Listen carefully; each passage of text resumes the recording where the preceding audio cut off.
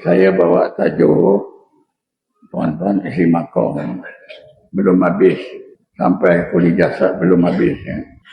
Atau kadang-kadang baru latifatul qalbi pun tak habis. Nah, itu caranya ikut je tahlil. Hanya tidak dimestikan habis ya. Saya selalu kalau masa solo isi makom tu latifatul qalbi.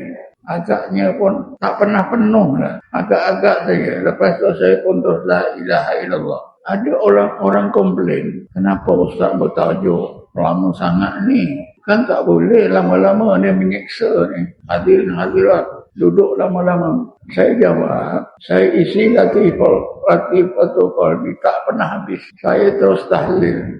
Dan tahlil itu saya bilang, kalau saya buat tahlil, kalau orang lain buat tahlil pun saya bilang 600 saja.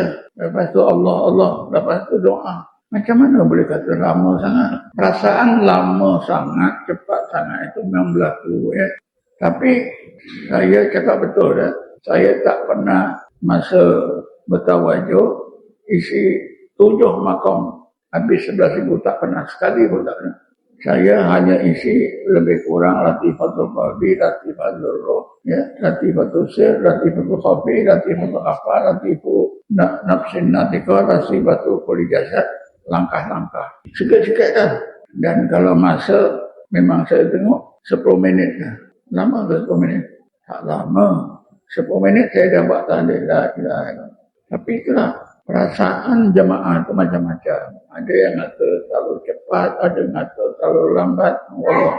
Tapi memang ada jemaah yang jemput saya, kenapa tuan malam ini dan malam-malam lain bila buat tawajuh lama sangat sampai tak daya kami nak ikut. Terperanjatnya saya jawab, saya tak pernah isi makam ni 7 makam 7 rakaat penuh, tak pernah. Saya langkah-langkahnya itu pun asal lebih kurang.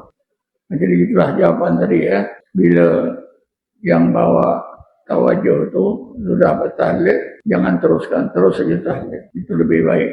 Tapi kalau andanya tuan-tuan nak isi makam juga, boleh saja, tak ada masalah, tak ada larangan. Karena tuan-tuan memang lebih mantap di situ. Boleh.